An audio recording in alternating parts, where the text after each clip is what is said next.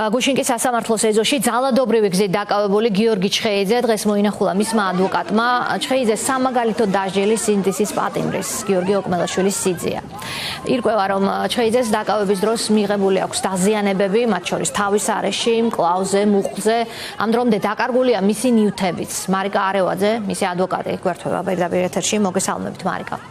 Ვითხარით, თქვენ შეხვდით ცოტა ხნის წინ გიორგის, რას გიყვებათ ის და თუ ნახეთ დაზიანებები, ჩვენ ნახეთ დაკავების ძალადობრივი მეთოდი, როგორ მიათრევს მას რამდენიმე პოლიციელი, მე შემდეგ სვამს მანქანაში, რომელსაც არ ქონდა მაიდენტიფიცირებელი ნიშანი პოლიციის. კი ბატონო, გიორგის დაკავება მოხდა თბილისის საქალაქო სასამართლოს ეზოში. დაკავება ცოტა ხმამაღალი ნათქვამია, ვინაიდან უფრო გატაცებას გავდა ეს ყველაფერი, როდესაც რამოდენიმე კრიმინალური პოლიციის თანამშრომელი მას უკრიდან მიეპარა და მოხდა მისი ესეთი ჰაერში ატაცება და გატაცება იმ დროს, როდესაც მისი მხრიდან ადგილი არ ქონია არანაირი ტიპის სამართალდარღვევას. გიორგის ასე ვთქვათ, დაკავება მოხდა საბას ხვიტარიძის მიმდინარე სხდომის პარალელურად, საბას ხვიტარიძის სხდომა მისი გამომძიებელი სალომე ედიშერაშვილის გამოკითხვა ხდებოდა, რა დროსაც მან არაერთი არასწორი ინფორმაცია გაავრცელა და გარდა ამისა განაცხადა უბრალოდ სასამართლოს სხდომაზე და გარდა ამისა ძალიან თვალნათლივ დაგვანახა, მე ვესწრებოდი ამ სხდომას და ვხედავდით ყველა იქ დამსწრე პირი, რომ რეალურად ამ გამოძიებას საბას ხვიტარიძის ნაწილში გამოძიებას არანაირი კავშირი არ აქვს ობიექტურ და ყოველმხრივ გამოძიებასთან და სწორედ მას შემდგომ, რაც ამ ადამიანმა დატოვა საბას ხვიტარიძის სხდომა, მას გამოყვნენ ადამიანები შეძახილებით, რომ სრულმოწმე პოლიციელებს იმახსოვრებენ და სწორედ იგივე თქვა გიორგიმ, რა დროსაც მოხდა მისი დაკავება, რა თქმა უნდა მისი მხრიდან არ მომხდარა არანაირად შეურაცხყოფის მიყენება, მათ შორის ამ რეჟიმის მსახური სამართალდამცველების მიმართ, თუმცა ის დაკავებულია ადმინისტრაციულ სამართალდარღვევათა კოდექსის 173 მუხლის მეორე ნაწილის ფარგლებში და მას ედავებიან სწორედ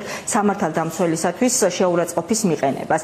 რატომ მოვყევი ამ ხელა ისტორია, რომ რეალურად დავინახოთ რა ხდება და ახალი ზემოქმედების და ზეწოლის ახალი ტალღა დაიწყო სწორედ იმ მუხლის საფუძველზე, რომელიც ადმინისტრაციულ სამართალდარღვევათა კოდექსში არალეგიტიმური პარლამენტის მიერ ბოლო ცვლილებების შედეგად არის ჩადებული, რასაც დაემატა უკვე პოლიციელისათვის, მათ შორის პოლიციელისათვის შეურაცხყოფის მიყენება და ეს ჩვენ ვხედავთ, რას მოყვება ეს ყველაფერი, ხო?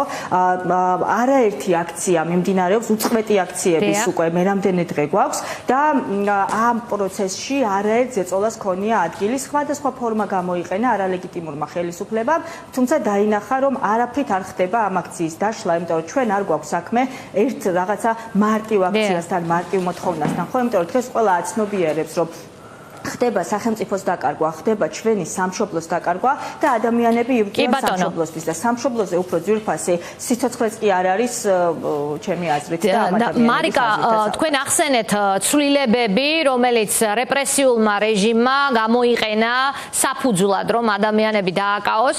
აი მაგალითად დაგვეწია ის, რომ შეურაცხყოფა არა მარტო პოლიციელის, რომელზეც სხვათა შორის რამდენიმე ადამიანია ამ ბრალდებით დაბარებული პოლიციაში, მათ შორის კოალიცია ცვლილებისთვის წევრებიც, წულუკიანის შეურაცხყოფისთვის, სიტყვიერი შეურაცხყოფისთვის სამოქალაქო აქტივისტი ალბი კორძაია დაბარებული შინაგან საქმეთა სამინისტროში. არადა ის იმ ღამეს იმყოფებოდა წულუკიანის სახლთან პროტესტით, როცა წულუკიანმა გახსოვთ თქვა ანწუხელიძეზე ვიღაცის პიარის გამო უაზროდ შეწირულიო, ამან გამოიწვია ხალხის აღშფოთება და მივიდნენ ადგილზე პროტესტის გამოსახატად. დღეს სამოქალაქო აქტივისტს წულუკიანის შეურაცხყოფისთვის იბარებენ შინაგან საქმეთა სამინისტროში. ასევე მირანდა ბაღათურია საერთოდ წარმოუდგენელი ამბის გამოა დაბარებული პოლიციაში. მან გააზიარა საბას ხვიტარიძეზე საუბრობდით ახლა თქვენ და ვიდეო და მას ედავებიან იმ პოლიციელის შეურაცხყოფას, რომელიც მოწმე იყო ამ პროცესზე. არადა მირანდა საერთოდ არ ყოფილა ადგილზე. მან სხვისი ვიდეო გააზიარა, ხომ? წარმოუდგენელ უთავბოლობასთან გვაქვს საქმე ყველაფერთან ერთად. როგორ აფასებთ ამ ყველაფერს? სისტემა გადავიდა ყველაფრის კონტროლზე, გავეშებულია შეიძლება ითქვას. სისტემა დიდი ხანია გამოსულია დემოკრატიული და სამართლებრივი ჩარჩოდან. დიდი ხანია ჩვენ უკვე ვართ ავტოკრატიული რეჟიმის პირობებში და დიდი ხანია ვებრძვით ამ რეჟიმს და ვებრძვით სწორედ იმიტომ, რომ ის შერჩევითი სამართალი, რაც დღეს ქვეყანაში მოქმედებს, იყოს აღმოფხრილი, იმიტომ რომ შერჩევითი სამართლის პირობებში არ არსებობს ადამიანის უფლებები, ხომ?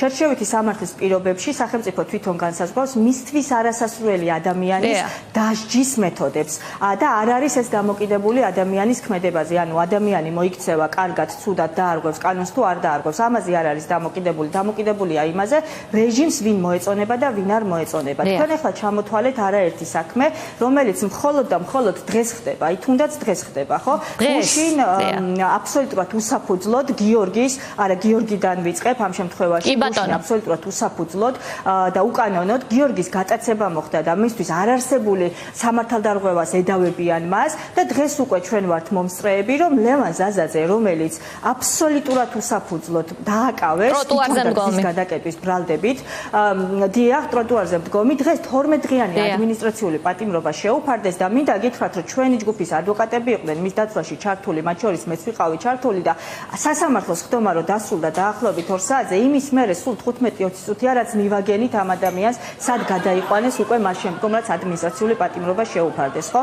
და ამ პროცესში დამკავებელი პოლიციელი პირდაპირ არის ვალდებული მოგვაწოდოს ინფორმაცია, თუმცა მან საერთოდ ტელეფონზე პასუხიც კი არ ეკადრა, მას შემდგომ რაც გაიგო რისთვის ვეკავდით. ამის გარდა დღეს სწორედ მოხდა თორნიკე სხვიტარიძესთან დარეკვა, მოხდა ანი ქავთარაძესთან, მირანდა ბაღათურიასთან, ანი ყურაშვილთან დარეკვა და მას ედავებიან მირიან ქავთარაძისათვის შეურაცხყოფის სხვიტარიძის პროცესზე პოლიციელია ეს დავაზუსტოთ.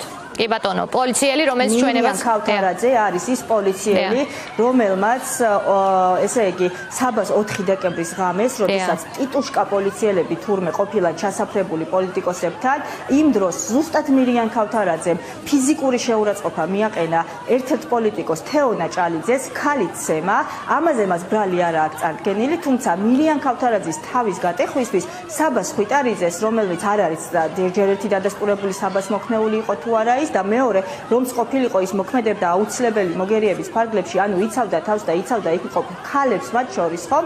ასეთი ადამიანი გამოვიდა პროცესიდან, ამ პროცესზე ისაუბრა არაერთი ტყუილი და მის გამოცილებას მოჰყვა, ასე ვთქვათ, ადამიანები ამბობდნენ, რომ ის იყო მწამებელი და ასე შემდგომ. დიახ, და სავარაუდოდ ის ნამდვილად იყო მწამებელი, იმიტომ რომ საბა სხვიტარიძე მის გამო და მისი ჩართულობით მაღალი ალბათობით ორჯერ აწამეს სამმართველოს შენობაში ჯერ მეხუთე და შემდეგ მეშვიდე სართულზე და როგორც საბა ამბობს, თავად ის იყო ჩართული ამ წამების პროცესში და ამ ნაწილში საბა სხვიტარიძე დაზარალებულად არის ცნობილი სპეციალურ საგამოძიებო სამსახურის მიერ. მოკლედ რომ შევაჯამო, მათ შორის სხვათა შორის ანი ქავთარაძის და თორნიკე სხვიტარიძის პროცესები უკვე ჩანიშნულია, ის მოსამართლე ენუქიძეს აწერია და 2 მაისს იქნება ეს პროცესი და აუცილებლად წარვადგენთ ჩვენ ყველა იმ მტკიცებულებას, რომელიც ადასტურებს, რომ არანაირ სამართალდარღვევას არ ქონია იქ ადგილზე, შემთხვევას არ ქონია ადგილი. მაგრამ რა არის ყველაზე მნიშვნელოვანი, ხო? რეჟიმი უჭერს, იმიტომ რომ მას არ აქვს კარგად საქმე. კი ბატონო. რეჟიმი ცდილობს ახალ-ახალი დაშინების მეთოდების გამოყენებას, მარტომ, იმიტომ რომ ხედავს, რომ დაშინება არ მოქმედებს, ადამიანები აგრძელებენ ბრძოლას და თუ ჩვენ გვინდა რომ კონდეს ადამიანის უფლებები, კონდეს დემოკრატია, ქვეყანა დავაბრუნოთ განვითარების ცივილიზაციის გზაზე, რასაც მათ შორის მოყვება ის პრივილეგიები, რომელიც კავშირს აქვს და ეს არის მათ შორის სავიზორი, უვიზო რეჟიმი, ასე ვთქვათ, ამ ყველაფრისთვის ბრძოლაა საჭირო და შენარჩუნებაა საჭირო. ამიტომ ეს ბრძოლა გაგრძელდება და უნდა დასრულდეს. სხვა გზა ჩვენ არ აქვს. ეს ბრძოლა უნდა დასრულდეს საქართველოს და ქართველი ხალხის გამარჯვებით. დიდი მადლობა მარიკა არევაძეს, რომელიც საუბრობდა პირდაპირ